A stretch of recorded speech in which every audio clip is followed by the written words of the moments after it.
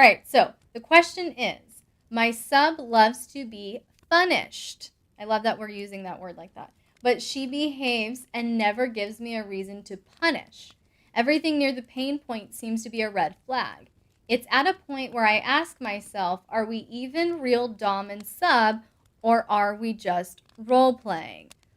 Oh, and I want to unpack this one because I think that the basis of this question is rooted in a massive misconception about the BDSM community and dominance as a whole. You ready to go deep? Who's ready to go deep diving with me? I don't have to. I can tap around on the shallow surface if that would be fun for you all. Let's go! All right. They're like, this is why we're here. All right.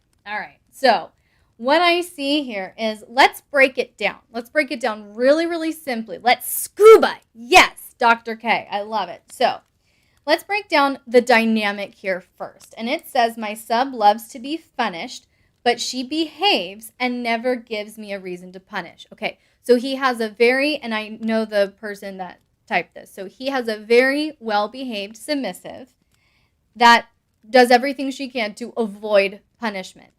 And punishment to her is physical pain, because he says in the next line, everything near the pain point seems to be a red flag.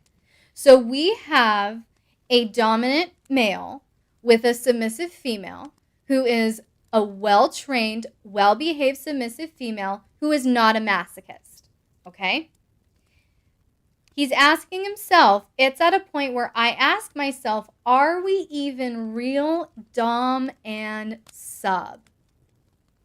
And that's what I want to get to.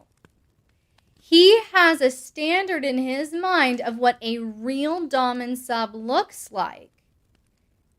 And it's not this. To me, it seems like a very well-functioning DS dynamic. Right? I mean, is that just me? The description seems very well-functioning. My sub loves to be punished, okay? So she might be a little playful, right? She's not a hardcore masochist. She behaves, never gives him a reason to punish. Right. Okay? And he's saying everything, so he's identified. Why would one want to actually get in trouble? I see you. So, everything near the pain. So he's recognizing she's not a masochist, and she's very well behaved. That sounds like I think a healthy dynamic has limited to no punishments. I think with a well-trained submissive who you've built devotion in, you shouldn't be actively having to punish.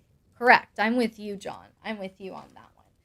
So I'm seeing a very healthy, functional DS dynamic with kinky play, with BDSM scenes, and yet he's thinking it's just a role play, and it doesn't feel like real dom and sub. I'm going to challenge you here. You want more punishment, not punishment, in a dynamic? Yes, right? Should definitely feel free to add in punishment, though, if that is what they desire. Right. And that's what they're doing. My sub loves to be punished. Say it again for the people in that. Okay, so I think a healthy relationship with the knowledge of the sub's kinks, impact play, could still integrate pain play in their scenes. Right. But there's not even a need for that. That's my point. He's saying she behaves and never gives them a reason to punish. So she's avoiding physical pain and she's avoiding punishment. And to her, they go together, right? Because she's not a masochist. So to her, physical pain and punishment are together in some way, shape, or form. So she loves being punished, and he knows that. He knows he's more sadistic than he realizes. Maybe so.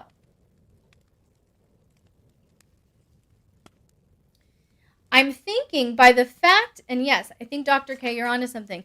I'm thinking by the fact, and you're saying that too, wonderful.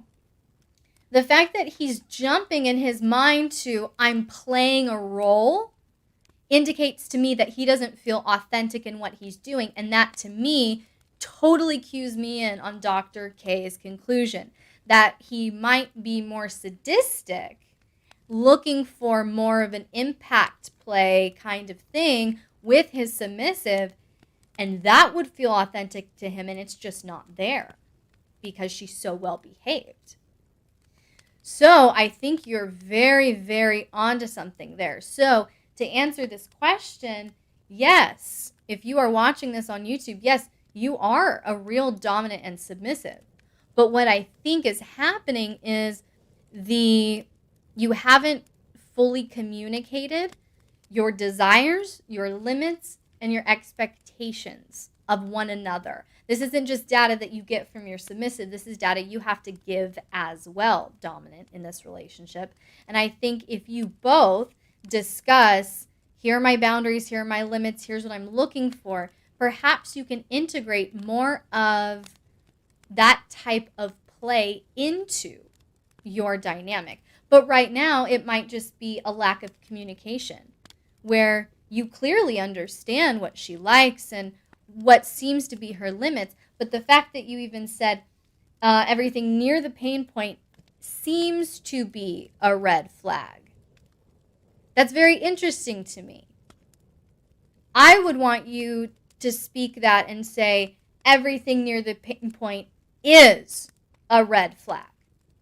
So the fact that you have spoken that way indicates to me there's some ambiguity in your knowledge of where your submissive's boundaries lie. And that's why I did that video on the 3 biggest dominance killers. And one of the things that I said in that video is ignorance is a dominance killer. And if you are the dominant in this relationship and it's not going in the direction you want, that's technically on you. So if you are not maneuvering this or elevating this or stretching her beyond her perceived limits in a safe way that she consents to, and things are stagnant, that's on you, my friend.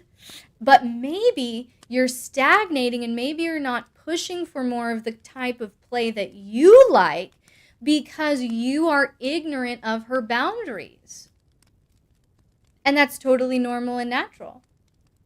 If you don't know where her fence line is, if you don't have this is where her line is, this is when she will no longer consent, you're going to stay so close to the middle because you don't know where the fence is. Maybe that's the case. I'm intuitively feeling that if you're kind of crippled as a dominant, and if there's play that you want, then it's your opportunity to start pushing, moving, guiding that direction gently, slowly, safely, with consent. But if there's stagnation and you as the dominant are feeling inauthentic in what you're doing, that's a red flag that things haven't been properly communicated, boundaries haven't been established in the way that they need to, and you need to build some confidence in what you want as a dominant as well.